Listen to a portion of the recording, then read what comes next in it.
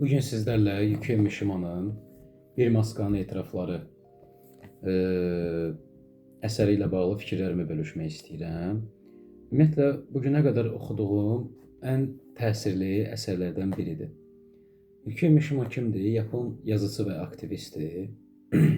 Postmuharibə dövründə, 2-ci Dünya müharibəsindən sonra Yaponiya cəmiyyətində baş verən proseslər yazıcını dərindən narahat edir və öz əsərlərində daima bu proseslərə qarşı olan, belə deyək, yanaşmasını sərgiləyir. Bu əsər isə nisbətən fərqlidir. Bir şəxsin özünə qarşı elədiyi heç bir ideologiyanın, inancın təsiri altında qalmadan özünə elədiyi səmimi etiraflardır. Çox ciddi səmimi etiraflardır, bəli, bu əsər. Yukiya Mishima burada ustalığı nədən ibarətdir ki, burada müəllifi öldürməyi çox yaxşı bacarır. Bildiyiniz kimi ədəbiyyatda ən böyük qanunlardan biri də müəllifin əsərdə özünü öldürməsidir. Yəni öz ideyalarını bacardığı qədər yansıtmamasıdır. Burada isə Yukiya Mishima bu əsərdə bu qanuna çox ciddi əməl edir.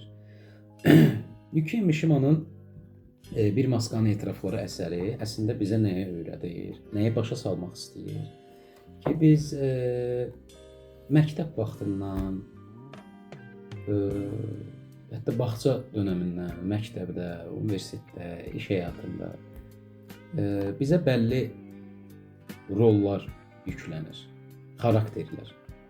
Və biz maskalar taxaraq, işdə bir maska, ailə daxilində bir maska, universitetdə bir maska, bu rolları icra etməyə başlayırıq. Yəni, gerçək mənimizi, daxili azadlığımızı boğuruq.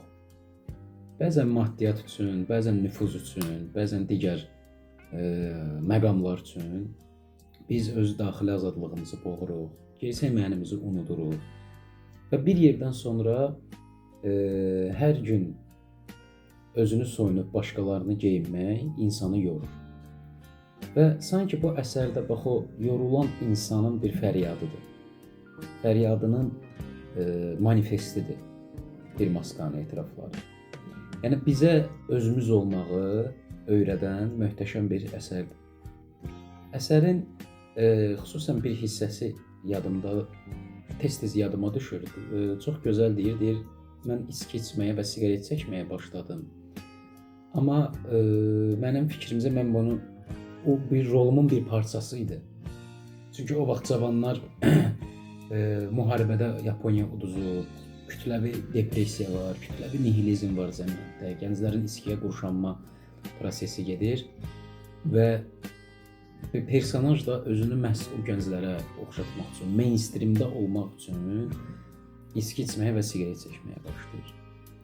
Və bu əsəri bugünlə paralel müqayisə aparsaq, sosial şəbəkələrdə də bəzi mainstreamlər çıxır, bəzi belə deyək, trendlər çıxır və hər kəs özünü soyunaraq o trendlərə uyğunlaşmaq istəyir.